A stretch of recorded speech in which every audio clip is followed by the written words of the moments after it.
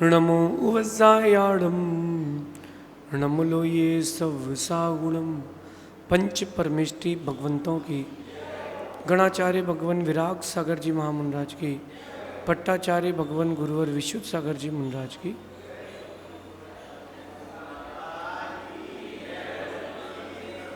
या हम सभी अपने जीवन में सुख और गुणों की अभिवृद्धि के लिए नीति के विषयों का श्रवण कर रहे हैं। नीतिकार हमें सिखाते हैं कि उपकारी का उपकार कभी नहीं भूलना चाहिए। अक्सर ये होता है कि हम नई चीज़ मिलने पर पुराने को भूल जाते हैं। कहते हैं नीतिकार की नवे प्रीति सदा भवेत, नए के प्रति प्रीति आकर्षण होता ही है, लेकिन नए के एक चक्कर में पुरानों को मत भूल जाना, और खासकर उसको जिसने तुमको जिंदगी दी हो। आपको पता है आपको जिंदगी देने वाला कौन है? आपको जिंदगी देने वाला है कोई है अगर, तो वो है आपकी माँ। एक माँ, एक पिता कैसे आपको उन्होंने अपनी संतान को जन्म दिया है, कैसे माता पिता बच्चों को जन्म देते हैं, कभी देखना। कितनी पीड़ा सहन करते हैं, कितनी कॉम्प्लिकेशंस आते हैं, फिर भी वो माँ धीरज रखती है। 9 महीने अपने मन का भोजन नहीं कर पाती वो माँ, 9 महीने अपने मन का भोजन नहीं कर पाती। और कहीं उस माँ ने एक दिन आपको मन का भोजन नहीं कराया तो तुम माँ से रिश्ता तोड़ने तैयार हो जाते। कभी उस माँ ने अगर एक दिन आपके अनुकूल प्रवृत्ति नहीं करी तो आपने माँ का संबंध खत्म कर दिया। सोचो तो, अपनी चिंतन की धारा को लेके जाओ। एक राजा की 96,000 रानियां हो सकती हैं, चक्रवर्ती की 96,000 रानियां हो सकती हैं, लेकिन माँ एक ही होती है। माँ 2 नहीं हो सकती। माँ तो घर बहुत सारे हो सकते हैं, जमीन बहुत सारी हो सकती हैं, मित्र बहुत हो सकते हैं, भाव भी बहुत हो सकते हैं, पत्नियां बहुत हो सकती हैं, भाई बंधु बहुत हो सकते हैं। माँ तो एक ही होती है। ये मैं नीति क्यों कह रहा हूं? ये संवेदना की नीति है। भगवान से मैं प्रार्थना करता हूं कि भगवान 2 दिन कभी किसी को ना दिखाए, एक बिना घर के माँ और एक माँ बिना घर के, एक बिना घर के माँ और एक घर बिना माँ के। ये 2 दिन भगवान किसी को ना दिखाए। वो एक दिन जब घर में माँ ना हो और एक वो दिन जब माँ के पास घर ना हो। आज की नीति आपको संवेदनाओं की जागृत करने के लिए है कि आप भूल चुके हो कि वास्तविकता में आपकी माँ ने आपके लिए क्या क्या किया है। क्या समझ रहे हो आप क्या किया है? सब कुछ किया है।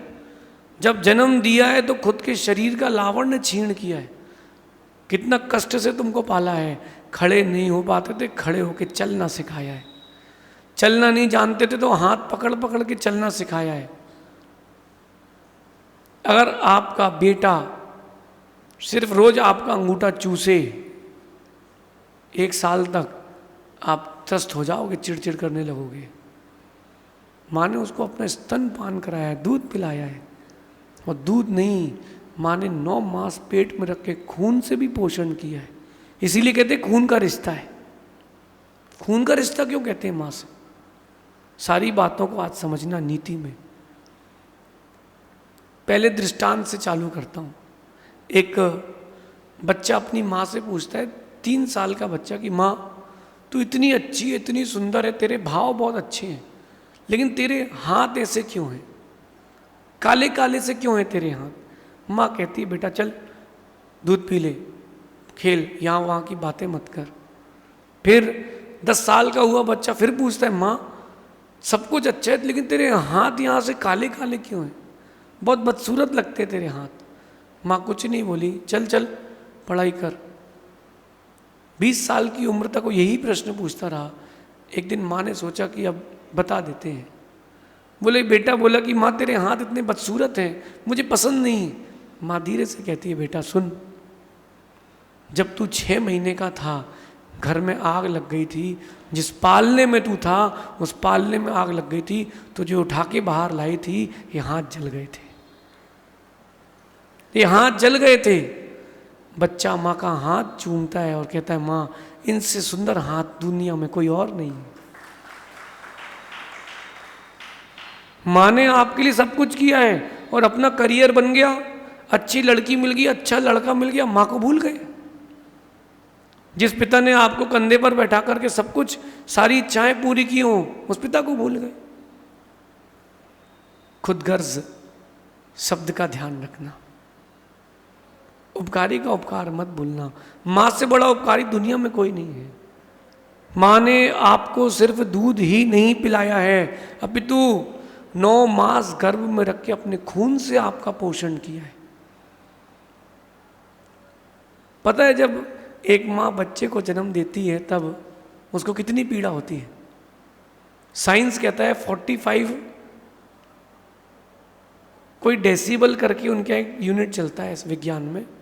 मतलब जब जांग की दुनिया, अपने शरीर में सबसे मजबूत हिस्सा कोई है तो वो जांग की हड्डी है, जंगा की, आपके थाइस की बोन, वो टूटे उससे कई गुना अधिक दर्द होता है जब संतान का जन्म होता है, डिलीवरी के टाइम। फिर भी वो माँ रोती नहीं है, आंसू पोंछ लेती है। क्यों? मुझे तो संतान चाहिए है। कभी इस बारे में सोचा है? जब तुमको बुखार था तो माँ ने, पिता ने तुम्हारे बुखार को दूर करने के लिए अपनी छाती पर तुमको लिटाया है। बचपन में लघु शंका कर ली, बाथरूम कर ली हर 20 मिनट में, तो गीले पर स्वयं सो जाती थी, सूखे पे सुलाया है। और अगर अब आज पिताजी बार बार बीमार हो जाए और बाथरूम जाए माँ, तो बोले थैली लगा दो, कौन बार बार लेके जाएगा, इतना वक्त नहीं है हमारे पास। तुम्हारे पास माता पिता के लिए वक्त नहीं है, तुम्हारे लिए पुण्य को भी वक्त नहीं है। मैं तो कहता हूं कि खुद से ज्यादा अपनी माँ की सेवा करना, खुद से ज्यादा अपने पिता की सेवा करना। दोस्तों के दोस्त मिले बन जाए बहुत अच्छी बात है, लेकिन माता पिता ही दोस्त बन जाए इससे अच्छी क्या बात है। संवेदनाएं जागृत करें। आज संवेदना शून्य है। बच्चा विदेश गया, अब कोई मतलब ही नहीं है। बच्चा विदेश चला गया, माता पिता से कोई मतलब ही नहीं है। मैंने एक पिता का पत्र पढ़ा, मेरी आंखें भर गईं, गला रुंध गया। पिता ने अपने बेटे को पत्र लिखा कि बेटा आज तुझे विदेश गए 30वीं वर्षगांठ है, तो 30 साल पहले भारत से विदेश गया था। सब मुझे पता है कि तेरे साथ सब कुछ अच्छा चल रहा होगा। तेरी माँ जब ख़त्म हुई थी तब तूने 50,000 रुपये भेजे थे, वो 1 लाख हो गए हैं, बता देना कहाँ भेजना है। पड़ोस के शर्मा जी, उनके यहाँ मैं अपना इलाज कराने जाता हूँ क्योंकि, और उन्हीं के यहाँ मैं ज़्यादातर रहता हूँ क्योंकि डर लगता है कहीं वो घर का नौकर गला ना घोंट दे। और मैंने खुद ही खाना बनाना सीख लिया है क्योंकि अकेला रहता हूँ, डर बहुत लगता है। और मैंने सुना है कि तेरा बेटा 30 साल का हो गया है, तो बेटा तू उसको अपने पास विदेश में ही रखना, क्योंकि अब तेरी भी वृद्ध अवस्था आ गई है। वृद्ध अवस्था में पैसा नहीं, बच्चा काम आता है। उस पिता का ये पत्र, जिसकी माँ उसके बेटे को आखिरी बार देखने के लिए तरसते तरसते चली गई हो, सोचना एक बार उसकी माँ के दिल पर क्या बीता होगा। अपने से ज़्यादा, अपनों से ज़्यादा, पत्नी से ज़्यादा, बच्चों से ज़्यादा माँ का ख्याल रखना। तुम्हारी माँ से बढ़ के कोई नहीं है। जिस दिन नहीं होगी ना, उस दिन कीमत मालूम होगी। और ये बात तब मालूम चलेगी जब तुमको चोट लगेगी, जब तुम अकेले रहोगे, तब तुमको याद आएगा कि माँ माँ होती है। 6 साल का बच्चा कहता है स्कूल में जाके, my father is the best father in the world. नहीं कहता? अपने बचपन के दिन याद करो, my father is the best father in the world. 12 साल का बच्चा होता है और पिताजी अगर कुछ बोलते हैं उसको, माँ कुछ बोलती है, तो धीरे से बच्चा कहता है कि माँ, पापा से कहता है अब आप हमको टोका नहीं करो। 17-18 साल का होता है बोले कि अब देखो आप इंटरफेयर मत किया करो, 30 साल का होता है, बोले अपनी ज़िंदगी हम जी लेंगे, आपने किया क्या है, वो तो आपने जो करना था तो कर लिया। जब वही बच्चा 50 साल का होता है, 40 साल का होता है, तो फिर कहता है my father is the best father in the world. उनके जीते जी कह देते अगर, तो उसको लगता कि हाँ मैंने कुछ किया है।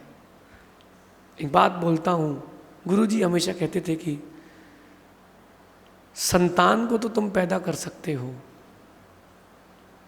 संतान को पैदा करना तुम्हारे हाथ में है, माता पिता पैदा करना तुम्हारे हाथ में नहीं है।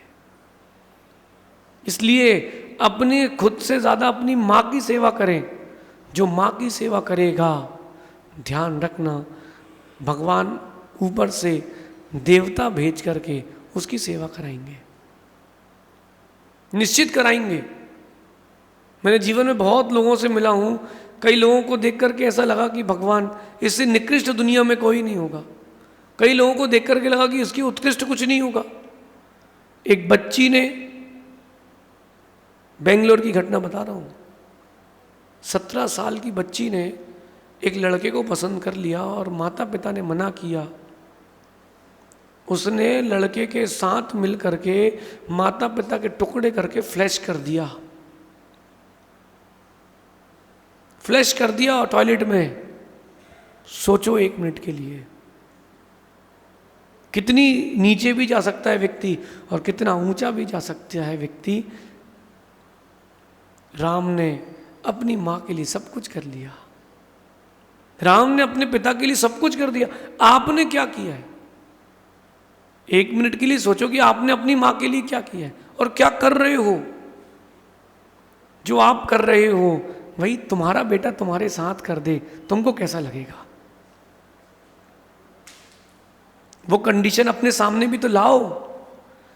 एक माँ 10 को जन्म के देके पाल लेती थी, वो 10 मिलकर के एक माँ को नहीं पाल पा रहे। बड़े भैया क्या रहेंगे, छोटे भैया क्या रहेंगे, हमें कम हिस्सा दे दो लेकिन हमको आज़ादी चाहिए। ये तो एक बूढ़े माँ तो मुझे ऐसे मिले, बोले महाराज जी हम 1 महीने एक बेटे क्या रहते हैं, दूसरे महीने दूसरे बेटे क्या रहते हैं, लेकिन जिस भी दिन 31वां दिन होता है, क्योंकि बात 30 दिन की हुई है, उस दिन हमको उपवास करना पड़ता है, कोई खाना खिलाने वाला नहीं मिलता, कोई खाना खिलाने वाला नहीं मिलता। सोचना क्या स्थिति है। मैं एक वृद्ध आश्रम गया, एक माँ ने मुझे देखा और वो बहुत रोने लगी। मैं उतर करके स्टेज से उसके पास गया, मैंने कहा क्या हो गया माँ? बोले बाबा जी आपके जैसे हमारे 4 बेटे थे, मैंने पूरा हिस्सा बांट कर दिया और पति के रहते रहते सब हिस्सा कर दिया, अपने पास कुछ नहीं रखा कि बेटों का ही तो सब कुछ है। हिस्सा बांट होने के बाद बेटे मुझे यहाँ आधा वृद्ध आश्रम छोड़ के चले गए। मैं क्या करूँ? मैं रोती हूँ। मैंने उसको समझाया कि माँ चिंता मत कर, वो तेरे बेटे थे ही नहीं, तेरा भाग्य था, घर में रह के गला घोंट देते, उससे अच्छा यहाँ आज़ादी से जी। और तुझे कुछ लगे तो मैंने कहा हम लोग हैं, हम लोगों को बताओ, जैन समाज पूरी तेरे लिए बेटा है। माँ इतनी खुश हुई, इतनी खुश हुई, उसने 200 रुपये अपने पास से निकाले। 500 रुपये महीना गवर्नमेंट से उनको खर्चा मिलता था। बोले मेरे पास 200 रुपये हैं बाबा जी आपके लिए। मैंने कहा हम लोग पैसा लेते ही नहीं है, हमारे काम का ही नहीं है। बोले नहीं 200 रुपये का बाबा जी को भोजन करा देना। मैंने कहा हम लोग ये करते ही नहीं है, जैन शासन की व्यवस्था दूसरी है। बोले नहीं 200 रुपये दान। मैंने कहा आपके पास क्या बचेगा? बोले अगले महीने फिर आ जाएंगे, और वैसे भी 1 साल की भोजन की व्यवस्था तो आपने कराई दी, चाहिए क्या? आपकी माँ को आपका पैसा नहीं चाहिए, आपकी माँ को आप चाहिए। ध्यान रखना, जब माँ की गोद में आप सर रखते हो और माँ सर पर हाथ फेरती है, जब माँ सर पर हाथ फेरती है ना, तो जितना आनंद आपको आता है उससे कई गुना माँ को आता है कि मेरे पास बचपन का सहारा है। जो बुढ़ापे में, बचपन में माँ तुमको सहारा दे करके चलाती थी, लाठी पकड़ाती थी, उसी लाठी को बड़ा होकर के माँ के ऊपर मत चलाना। मैं तो एक ही बात बोलता हूँ, माता पिता को खुश रखना हो, कभी जवाब मत देना। आपको लग रहा है कि इसमें कुछ प्रॉफिट नहीं है, लॉस है, कोई बात नहीं, जवाब मत देना, जवाब मत देना। अपनी संतान से ज़्यादा अपनी माता का, अपने पिता का ख्याल रखना। सिर्फ मेरा इतना सा कहना है, ये बात मान लोगे तो एक दिन ऐसा आएगा, राम भले ही पंचम काल में ना हो, लेकिन तुम्हारा नाम राम जैसा लिया जाएगा। आज कोई मदर्स डे नहीं है, टीचर्स डे नहीं है, लेकिन एक बात हर किसी को याद होगी, जब बचपन के दिन थे, एक रोटी से पेट भर जाता था और वो माँ पता नहीं 1.5 रोटी कैसे खिला देती थी। वो पेट में जगह कहाँ से होती थी? ये फूफा जी का, ये बुआ का, जल्दी जल्दी 1 2 3 याद करो, नहीं है याद? कैसे वो माँ ने तुमको पाला पोसा बड़ा किया। मैं तो कहता हूँ कि अगर ऐसी कोई टेक्निक होती कि माँ बस जीवित रह जाए इस धरती पर, धर्म फिर से वापस आ जाएगा। लेकिन माँ हो, वो आज की जिम वाली माँ नहीं चाहिए, वो मंदिर वाली माँ चाहिए। वो जीन्स स्कर्ट वाली माँ नहीं चाहिए, वो साड़ी वाली माँ चाहिए। वो जो अपनी साड़ी के पल्ले से तुम्हारी नाक भी पहुँच दे, और जब तुम बड़े हो गए और माँ को खांसी आ रही है तो तुमने नौकर लगा दिया, एक बाउल ले लो, एक डिस्पोजल ले लो, डिस्पोजल नहीं। माँ की सेवा, ध्यान रखना, संतान तो कितनी भी पैदा कर सकते हो, रानियाँ तुम्हारी कितनी भी हो सकती हैं, माँ एक ही रहती है। घर कितने ही हो सकते हैं, माँ एक ही होती है। बस माँ की सेवा कर लेना। मैंने एक जगह रास्ते में देखा, MP की बात है, 70 साल के दादाजी, मैंने उनसे बोला कि आप मंदिर में हो, मेरे पास तो आए नहीं, मैं 5 दिन से आपके नगर में हूँ। बोले महाराज जी मेरी ड्यूटीज़ चेंज हो गई, मैं रिटायर हो गया हूँ। वो मेरी माँ है 96 ईयर्स की, मैं सबसे छोटा बेटा हूँ उसका। अब मेरा काम ये है कि मैं माँ की सेवा करता हूँ, नहलाता हूँ, धुलाता हूँ, मंदिर लाता हूँ, गोद में उठा के अभिषेक दिखाता हूँ, उसके हाथ में द्रव्य दे करके उससे पूजा कराता हूँ, घर ले जा करके भोजन कराता हूँ, और दिन भर उसके पैर दबाता हूँ। क्योंकि मेरी माँ ने मेरे को जब पैदा किया था तो वो सब किया था, बीच में मैं भूल गया था, अब मुझे वो सब फिर से करना है। ऐसा चिंतन, ऐसी सद्भावना, ऐसी संवेदना इस नीति से जागृत करना। माँ से बड़ी संपत्ति, माँ से बड़ा धन, माँ से बड़ा वैभव कुछ भी नहीं है दुनिया में। जिसके पास माँ है उससे अमीर कोई नहीं, और जिसके पास माँ नहीं उससे गरीब कोई नहीं।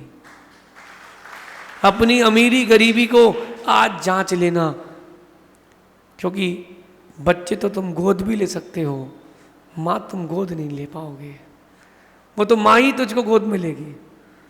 और ध्यान रखना, माँ यहाँ तक रखती है और पिता यहाँ तक रखते हैं, क्योंकि पिता को चाहिए कि तुम मुझसे ऊंचा उठ जाए।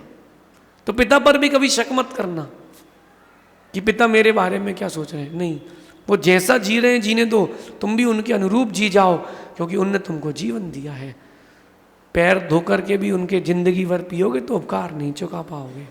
इसलिए इस नीति को ध्यान रखना, खुद से ज़्यादा, अपनों से ज़्यादा, अपनी संतान से ज़्यादा माता पिता की सेवा करना। तुमने माँ की सेवा की है, एक दिन तुमको परमात्मा की सेवा का फल भी मिलेगा, ऐसा सोचना शेष।